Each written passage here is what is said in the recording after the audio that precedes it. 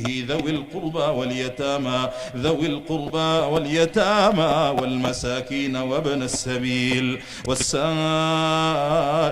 وفي الرقاب وأقام الصلاة وآتى الزكاة والموفون بعهدهم إذا عاهدوا والصابرين في البأساء والضراء وحين البأس أولئك الذين صدقوا وأولئك هم المتقون. يا أيها الذين آمنوا كتب عليكم القصاص في القتلى الحر بالحر والعبد بالعبد والأنثى بالأنثى فمن عفي له من أخيه شيء فاتباع بالمعروف وأداء إليه بإحسان ذلك تخفيف من ربكم ورحمة فمن اعتدى بعد ذلك فله عذاب أليم.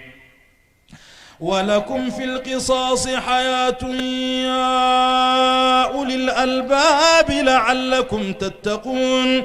كتب عليكم إذا حضر أحدكم الموت إن ترك خيرا الوصية للوالدين والأقربين بالمعروف حقا على المتقين فمن بدله بعدما سمعه فإنما إثمه على الذين يبدلونه إن الله سميع عليم.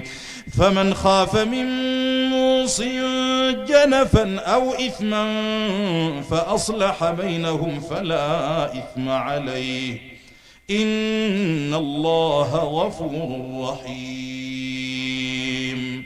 الله